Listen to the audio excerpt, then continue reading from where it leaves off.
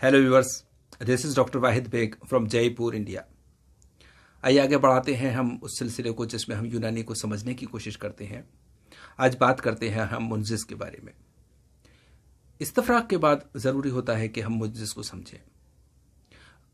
मुंजिस नुजुस से बना है। नुजुस के माने होते हैं पकाना, कुक करना, रायपन करना, गलाना, जिसको फ़ारसी में तबख कहते हैं। यही वजह है कि फ़ारसी में जो नुजुस की दवाएं हैं उनको मतबूख कहा जाता है और अरबी में उसको मुंजिज कहा जाता है।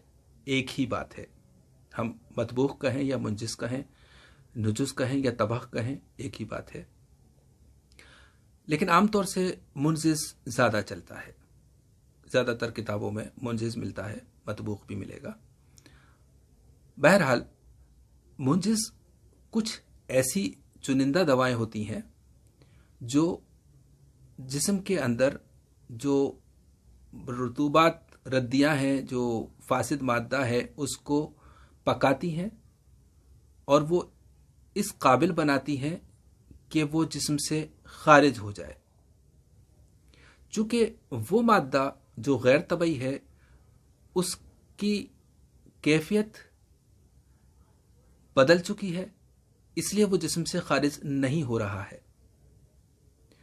तो उसको खारिज करने के लिए, और वो बीमारी की वजह बन रहा है, तो उसको जिस्म से खारिज करने के लिए हम कुछ ऐसी दवाएं चुनते हैं जो उस मादे के खिलाफ काम करें। वो पतला है तो उसको गाढ़ा कर दें, गाढ़ा है तो पतला कर दें, सूखा है तो तर कर दें, खुश्क है तो गलीज करके लेसदार बना करके उसको बाहर निकाल दें।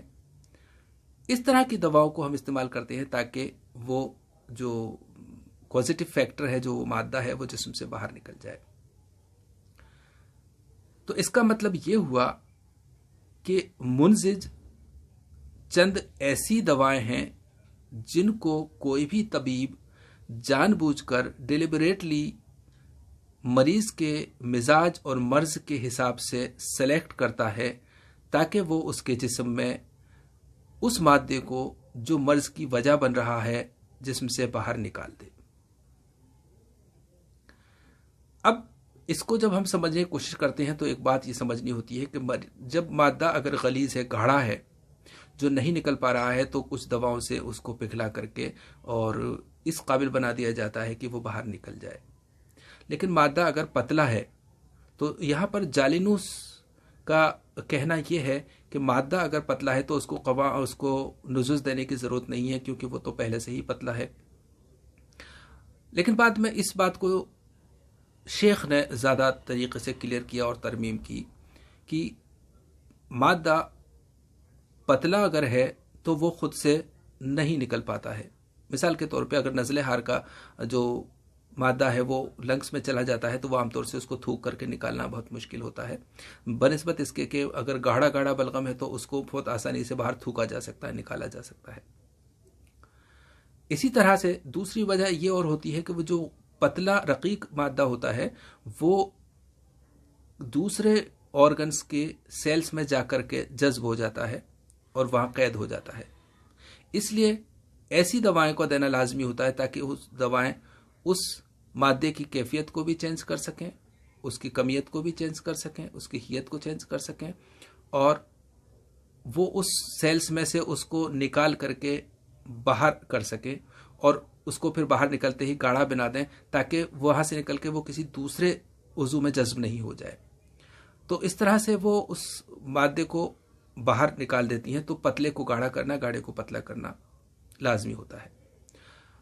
यहाँ पर एक बात और समझने की होती है कि अगर हम ये समझें कि मुंजिस का मतलब हमेशा ही गर्म दवाएं होता है तो ऐसा नहीं है। मुंजिस का मतलब होता है मादे को मुतदल क़वाम करना, यानी कि एतदाल पे लाना कि गर्म है तो ठंडा करना, ठंडा है तो गर्म करना, गाढ़ा है तो पतला करना, पतला है तो गाढ़ा करना, यानी कि उस मादे को इस काबिल बना देना कि वो बाहर हो जाए, क्योंकि उसके अंदर जो कमी है जिस वजह से वो बाहर नहीं निकल पा रहा है उस कमी को दूर करना, उसको इस काबिल बना देना कि वो मादे इंसानी जिस्म से बाहर निकल जाए।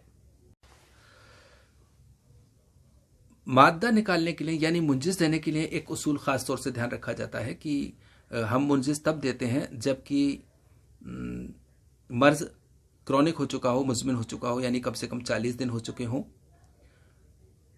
लेकिन कभी कभी हाद मर्ज यानी एक्यूट मर्ज में भी ये दिया जाता है जबकि बहुत ज़्यादा मादा हो और उससे नुकसान का डर हो, तब हम इसको 1 हफ्ता होने पर, 7 दिन होने पर भी मुंजिस का सहारा ले सकते हैं। चूंकि खिल्त इंसानी जिस्म में 4 होती हैं, सौदा, सफरा, खून, बलगम, इसमें से 3 खिल्त का मुंजिस दिया जाता है, सफरा का, बलगम का और सौदा का। खून में नुजुस देने की जरूरत नहीं होती। हाँ, अगर कोई दूसरा खिल्त उसके साथ शामिल हो जाए तो फिर उस खिल्त का नुजुस दे करके उसको अलग किया जाता है, लेकिन खून में इस तरह की कोई नुजुस की मुंजिस देने की ज़रूरत नहीं होती है, क्योंकि खून में हमेशा जो होता है वो गलियान होता है, जोश खून होता है, उसमें गर्मी पैदा होती है, उफान आता है।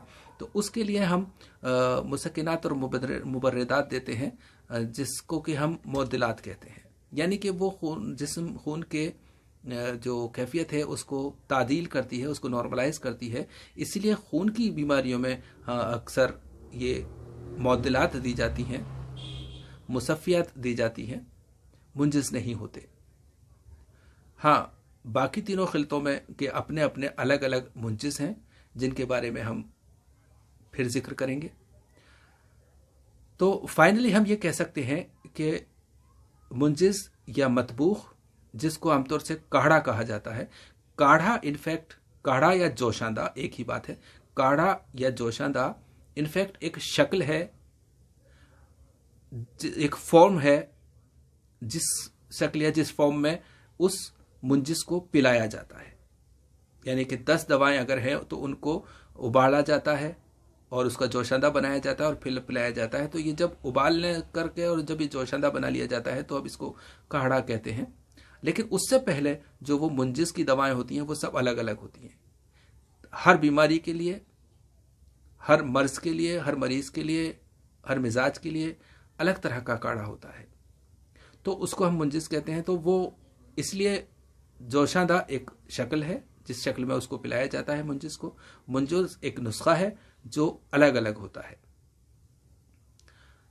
तो डियर यूनानी फिजिशियंस, ये सब था मुंजिस के बारे में। उम्मीद है मुंजिस की बात क्लियर हुई होगी। मुंजिस हर खिल्त के अलग होते हैं, उसके बारे में हम फिर कभी बात करेंगे।